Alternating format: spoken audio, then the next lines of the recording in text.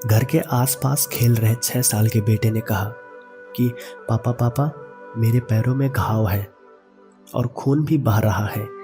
6 साल के बेटे के मुंह से सुनते ही वह अपना सारा काम काज छोड़कर घर से 2 किलोमीटर दूर अपने बेटे को दोनों हाथों से उठाते हुए क्लिनिक तक ले जाते हैं। गांव में अपने किराना की दुकान का कैश काउंटर नौकर के विश्वास में छोड़कर वह क्लिनिक जाते हैं। वह सीधे डॉक्टर के केबिन में जाते हैं और डॉक्टर से कहते हैं, ये देखिए ना डॉक्टर साहब, मेरे बेटे को क्या हुआ। डॉक्टर ने उनकी ओर देखा और बोले, चिंता मत करो भाई, मामूली सी चोट है, पट्टी बांध दूंगा, सब ठीक हो जाएगा। डॉक्टर साहब पेन किलर दे देते तो बाबू की दर्द कम हो जाती। यहाँ का सबसे अच्छा दवाइयाँ दीजिएगा ताकि बाबू का घाव जल्दी ठीक हो जाए। डॉक्टर कहते हैं, भाई आप बहुत टेंशन ले रहे हैं, आपके बेटे को कुछ नहीं हुआ है, 2-4 दिन में ठीक हो जाएगा। लेकिन डॉक्टर साहब, बेटे को रात को नींद तो आएगी ना। ओहो भाई, आप चिंता मत लीजिए ना, बेटे को अच्छे से नींद आएगी। बेटे को लेकर घर आने के बाद नौकर कहता है, मालिक आपकी महंगी शर्ट और कोट खराब हो गई है, सारा खून खून हो गया, दाग देखो, ये दाग धोने पर भी नहीं जाएगा। ठीक है भाई, कोई बात नहीं। ऐसे शर्ट और कोट आते जाते रहते हैं।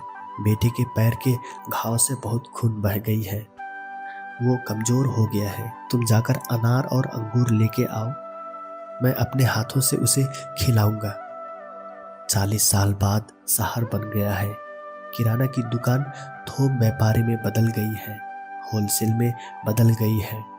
मालिक का बेटा अच्छा व्यवसाय चला रहा है। मालिक घर में ही रहते हैं, रिटायर हो गए हैं। घर से बेटा की पत्नी की फोन आता है। पत्नी कहती है, सुन रहे हो आप, तुम्हारे पिता बिस्तर से गिर गए, उनके सिर से खून बह रहा है। बेटा कहता है, अरे यार, ये पिता भी ना, जमीन पर सोने के लिए कहता हूँ तो नहीं मानते, पलंग पर ही सोते हैं। अरे ओ रामू चाचा, घर जाके आप पापा को लेकर क्लिनिक आइए। तो बूढ़े हुए उनके रामू चाचा धीरे धीरे घर पहुंचते हैं।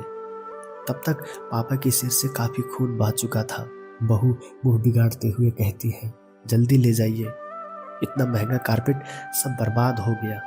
रामू चाचा खुद आए हुए रिक्शा में बैठाकर जल्दी जल्दी क्लिनिक पहुंचते हैं। बेटा अभी तक क्लिनिक नहीं पहुंचा था।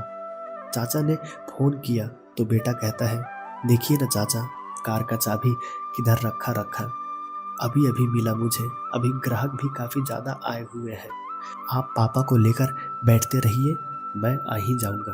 वो 40 वर्ष पहले एक पिता ने अपने बेटे के पैरों के तलवे पर खून बहता देखा और नंगे पैरों दौड़ते हुए 10 मिनट में 2 किलोमीटर की दूरी तय किए। आज बेटा 1 घंटे 10 मिनट तक कार से भी क्लिनिक नहीं आ सके। डॉक्टर ने कैसे कैसे कर किसी तरह से मालिक को देख लिए, उन्हें अंदर ले गए और उनका इलाज करना शुरू कर दिए। तब तक बेटा भी आ गया। डॉक्टर ने कहा, बेटा, पिता के बहुत खून बह गया है, मैं पिता को एडमिट कर देता हूँ, कुछ दिनों में सब ठीक हो जाएगा। बेटे ने कहा, डॉक्टर साहब, कुछ नहीं हुआ है, साधारण से चोट है, आप इसकी पट्टी कर दीजिए, 2-4 दिन में ठीक हो जाएगी। डॉक्टर ने कहा, ठीक है, मैं कुछ दवा लिख दूंगा, थोड़ी महंगी है लेकिन जल्दी ठीक हो जाएगी। बेटे ने कहा, डॉक्टर अंकल, ठीक है, कोई बात नहीं, 4-5 दिन देर से ही सही ठीक हो जाएंगे, लेकिन इतनी महंगी दवा की जरूरत नहीं है। ठीक है अंकल, अब मैं जा रहा हूँ, दुकान में भी कोई नहीं है। बेटे की यह बात सुनकर डॉक्टर अंकल के सब्र का बांध टूट गया और उन्होंने 40 साल पहले की सारी बात बता दिए। बेटे की आंखें भर आई और उसकी आंखों से आंसू बहने लगे। बेटा को बहुत पश्चाताप हुआ।